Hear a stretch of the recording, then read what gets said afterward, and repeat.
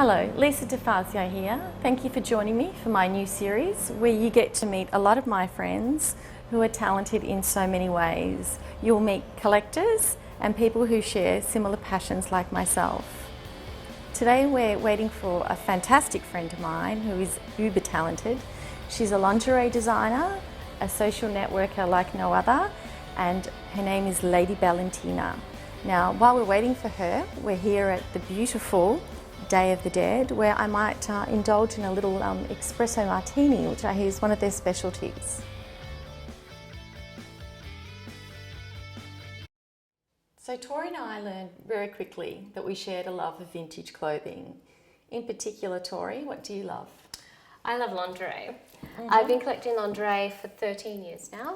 I started when I was probably 17 or 16. So quite young. So quite young, very young. And it slowly has evolved into collecting high-end lingerie. So I started off with vintage, particularly nightgowns, slips, creolines. Yes. Because that's what I loved as a Tori's got child. the most spectacular collection. It's too big to actually bring to the studio, isn't it? So we've just got a I think small I probably need a selection. truck. So next time we'll be going to Tori's house. So what have we got here, Tori? Well, I've actually just got two of my newest pieces that I've picked up at a vintage bazaar in Rosebud, which is this suspender belt and then this little bra. Love the bra. What sort of, are we thinking 30s, 40s? Thinking 40s for that one. It's actually never been worn. It has no maker's marks. And I'm still yet to really research on it. Wow. Could be a bit of a dressmaker, do you think? Or? It has a printed printed barcode, which I'll have to Google and do all my research, which is normally my nights in with a glass of wine. And then we've got my Jennings fan lacing corset. This is probably one of my most favourite pieces. Yeah. I picked this up at an op shop for $8 and it was just down the road from my nan's house. So I was about probably 20 years old when I got this, and I pretty much hoarded it for the last 5 years, and then I finally altered it. Yep. And then I've made it a little bit smaller. No, you should never touch vintage, and you should always leave it in the original condition. But I really wanted to wear it. I totally agree. Can I just touch on that for a moment? I really don't agree with the upcycling, cutting things in pieces. I am totally, you need to respect the garment. And I find it very exciting too to look at the labels when you get something with an original swing tag. Yes. I keep them all. I don't know. I can't take an original swing tag off a vintage there you piece. go. I cannot There do you it. go. So this is probably the only vintage piece I've ever altered. It was because it was about a size 20. I actually bought something very similar to this, almost identical, and it was a similar size, and I did the same thing. So there you go. Yeah. So I loved this piece. I had to alter it, but normally I never would. And then we just got a little simple peach, probably 40s. That is divine. Suspender belt. I actually just bought this just because it fit me. Okay, that So helps. normally my waist, a suspender will not fit me, but this one did, so I was like, well, that's sold. Gorgeous. So back to this little guy. It's a Jennings corset, which is an Australian designer. Started, I believe, in 1920, and it operated up until the 90s here. It was like sold in Maya. I remember reading stories online of women basically flocking to Maya when it was going to be discontinued, just so they could buy up on them. I actually really love the colour, and although it's almost surgical, It is surgical. It is, isn't it? It is surgical, and I have it on backwards just to show the front. Yeah, sure. It is stunning. Yeah, because it was also meant to help with your back, wasn't it? It was Well, there's a lumbar one which has got about 8 metal posts, which you can really tell it's a lumbar piece. This one is lower abdomen, like basically pushing in hernia, I believe. because we all get one of those. Back in those days, perhaps it was more common. But yeah, most of Jennings were, but then some were, basically glamour. But this is about I think, a 50s to 40s. A lot of the later ones then had that jacquard kind of embossed, shiny rose colour. Yeah, this is that lovely, thick, sort of dense cotton. Yes. Wonderful. I'll be running upstairs when I get home to check on what brand mine is, because I'm sure it's the same. So we'll just move on from here and find out what your next stage of lingerie. When did you know it was an obsession? Oh my gosh, I guess for vintage, I guess I've got a bit of a story to it. My nan, who was an amazing seamstress and hand beater, she kind of got me on this obsession of just amazingly made quality garments. How lucky are you? So all of the dresses she would make us would have like a pretty petticoat underneath, and that was probably my favourite part, is having this beautiful little petticoat. And growing up on a farm, essentially, in the country with one store that was a post office, if we went to the next bigger town, we'd go up shopping, and that's where I would find beautiful vintage nightgowns. Being the youngest of 6 children, I kind of wanted, I was very private, and if I wanted something that was like a vintage lingerie piece, I couldn't go with lingerie because my mother would be a bit, oh God, what's she doing? But vintage was acceptable, and so I found that it was a lot easier to buy, and I loved the colours, I loved the fabrics. Very sweet, isn't And it? I just There's a wanted lot them of all. romance in the I also have a collection of vintage. Mine's sort of, I know you've got quite a bit of 40s, some beautiful, really lovely gowns and things, and I've got a lot of 50s cheesy, nasty nylon. So I'm chucking a bit of 80s high-waisted teddies as well. So Tori's interests continue to grow, and us being friends, I've been very well informed about her passion becoming quite a career, and Tori growing into an amazing expert. And she's started some incredible initiatives, 100 Days of Lingerie, which is an Instagram. It's an Instagram kind of project that I did. It was started off as a bit of a joke, to be honest.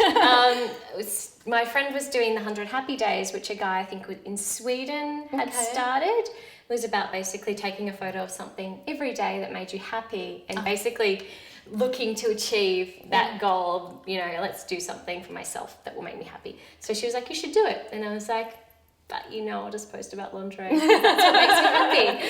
And she's like, well, you should. And I was like, well, maybe I will. And then so we kind of joked about doing 100 Days of Lingerie. And then I was like, well, I'm going to do it. So it was a great way to basically introduce myself to the lingerie community, because I hadn't at that point. I was pretty new to it. I started probably collecting high-end lingerie and really, really educating myself on it when I was about 25, which was a bit torturous because I was doing my postgrad at uni. I couldn't afford any of it. So Instagram essentially became my main platform for talking about lingerie. So I started the 100 Days of Lingerie, which was shooting a different set of lingerie every single day for 100 days, whatever I wore that day, and I wasn't allowed to repeat. And then I would talk a little bit about the brand. So it was a great brand introduction for a lot of girls. So it became a blog, essentially, in the end. Oh, so you actually, Because I was never going to be a blogger.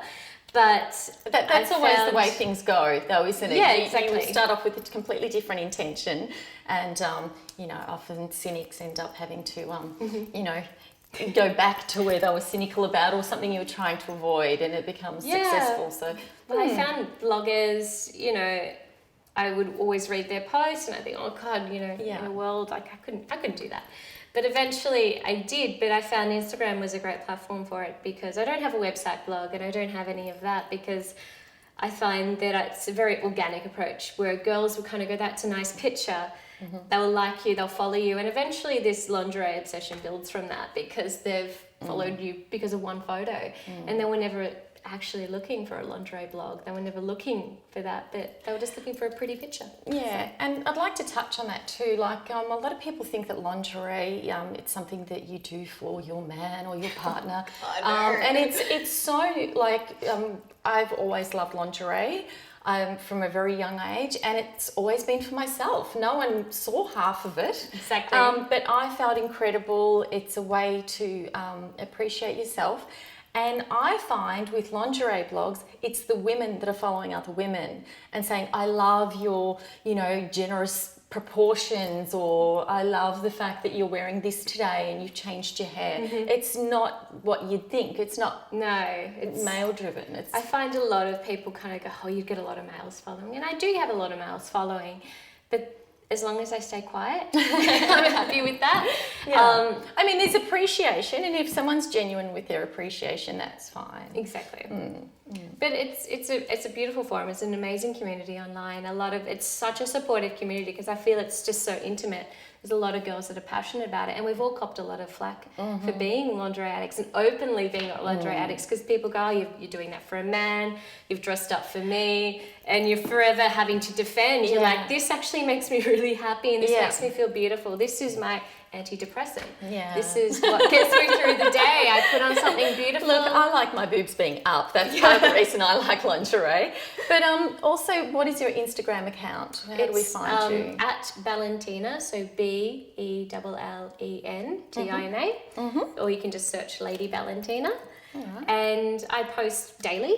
And I run projects throughout the year. So I do May the Month of Lingerie as well, which I don't want to claim ownership of because I think it's a community. It's nothing without a community. But it's a hashtag where all through May, women can feel confident within this group of women to share lingerie selfies, talk about their addictions. And if everybody's doing it, it's not so taboo. And so a lot of girls this past May have messaged going, I would have never in a million years had the confidence to do it. But in a group, safety in numbers. Yeah, and again, it's the women sort of encouraging one another. I find that's really great. And, I can admire people's bodies as well. I love, your short sort of bubble butts and things like that I don't have. So you just appreciate each other, don't you? Yeah, or the collection, just the passion. Bodies are kind of like, it's there, whatever. There's no critique on anyone's bodies. Everyone will kind of compliment in a positive way. But there's never any competitiveness or anything like that, or judgment, oh, you're too skinny or too big, your boobs are amazing, yours are tiny. There's nothing of that, so it's great. Tight as well. So Tori, tell me a little bit about this piece. I know it's a bespoke piece. Tell me where it comes from and what sort of investment we'd have to make to acquire something like this. It is extraordinary. Well, it's because of Australian imports and all of that. It's $2,800 to buy here because it is that made-to-order piece. So I was lucky enough, I actually got this for a friend to pick it up for me in the UK. And was there much of a difference? Yes. Oh, wow. Okay. Yes, there was a bit. So this fits you like a glove, no doubt. This does fit me like a glove. It's one of my most favourite pieces to wear. It's definitely a masterpiece. It is. And so moving on to this now, I know this sort of forest green, would you call it, or an emerald? Emerald, forest. I think I've got an obsession with green because it was the colour of my mum's wedding dress. Oh, wow. And it's always been her favourite colour, so I always used to do everything my mother loved, but it slowly became one of my favourite colours. So this is La Perla Maisonette. It came out in 2012, I believe, or 11. But it is a Chantilly lace silk. I've got it on backwards just to kind of show it off again. Sure. But it took me a while to acquire this. I bought this piece from the States, that from the States, and that one from Italy. I had my friend break it over for me. Wow, that's really interesting. So you were definitely, you hunted these items down. You wanted the whole ensemble. I think when it came out, I was doing my postgrad at uni. I couldn't afford it. And by the time I was able to afford it, it was gone. Okay. It pretty much sold out instantly. Yeah. And that's the thing. People think that lingerie can be really expensive, but it's always very limited, and you need to really jump on it if it's a limited release. If it's something you love, definitely jump, pounce, pre-order. Yeah. Tell us a little bit about it. It's incredible. I love the touches of fuchsia. Yes, well, you did pick this one to display. I did. Well, this is Agent Provocateur. I bought this here in Melbourne because we now have AP stores, but AP is a massive cult brand for girls my age. Yeah, I do know a little bit about the brand, and I happen to know that Vivienne Westwood and Malcolm McLaren are the parents of this designer or the company. The founder. Owner. Yeah, the founder. So what a heritage. Just incredible. Exactly. Rock and roll and fashion. Amazing fashion. Amazing fashion too. Yeah, so AP is huge here. I don't own a lot of AP, as I find the price points are quite high. And I guess because my tastes have been very, very, very picky for the last couple of years, if I'm going to spend that money, I'm probably going to go La Perla, Ritratti. You know, these are high-end Italian brands that I really, really, really want. But AP, I love the design. They're always really working on some. Sometimes they'll copy. Sometimes they're really, really original. But I do love it. Now, Tori's brought along a few other pieces that we'll be exploring. So we'll just have a little look and start here. Well, this is Myla, another collection that I really, really wanted for a long time. And I've built up over time. So I had a friend get me this in the UK, and then I found these online. It's exquisite, isn't it? It's beautifully made lingerie. Again, lots of green there. Lots of green. It's a bit an underrated brand here. Not many people know about Myla London. In the UK, I'm not quite sure what the following is like, but here it's pretty much nobody knows about it. But it's an amazing brand. Everything is so well made, and the designs are really innovative. Then we have Nicole DeCarl, another UK designer. But she's an amazing girl. She's so beautiful. Here in Melbourne, it's stocked at a couple of boutiques, like Baby Likes to Pony in Sydney and Passion Fruit, the sensuality shop in Richmond. Which I do know of. They have some amazing things. I love Passion Fruit. Yes. I'm often hanging around there. But they are stocked there. But another young girl from the UK has designed this, and it's this going off this whole, you know, fad at the moment, these harnesses, these extra strap works. They've got the braces brief, which are amazing. And all fully adjustable. So it's, Yes. you can get it to sit nice and flat against the skin. And now you told me that earlier today that this was kind of an inspiration for your own design. Well, yeah, when I started about 2 years ago with Lady Bellentina, which is my brand here. And here.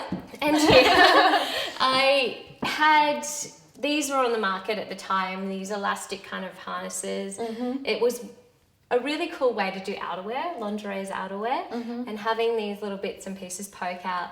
But for me, what I struggled with, because I was a little bit lighter back then, was shaping and contouring. So I found the elastic harnesses just wouldn't work with me. I needed more structure. Sure. I couldn't afford to go and buy a lot, which were happening at the time, which was Zana Bain and Bordel were making a few that were leather, but not many. And so I decided one day to just give it a shot, and I made some, and then I wore them to Fashion Week when I was working as a stylist. Yes. And then the ball started rolling from there. A lot of people asking on that night, where did I get my harnesses from? And then I kind of thought to myself, I could probably do this. And then I basically gave them my Instagram name, and then it all happened really, really organically from that.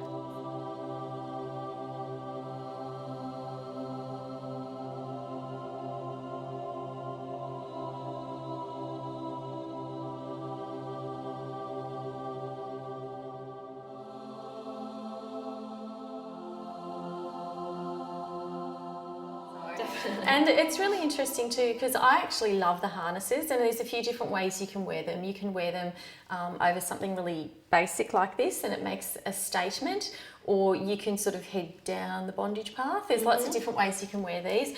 I'm actually going to order a white one to wear over a fitted white shirt, because I just think it gives you that look. White. Oh, did you? There you go. So great minds. It's really important to know too where to get your sizes, and you can actually get some exquisite things in so many different sizes, which is something you've taught me about.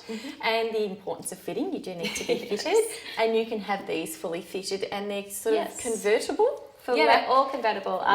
So I generally have my ready to wear, which is what you've got on now, the Victoria harness, and then I've got a couple other designs that are always available in store, and they're all fully reversible. You can flip them over. Around. Yeah.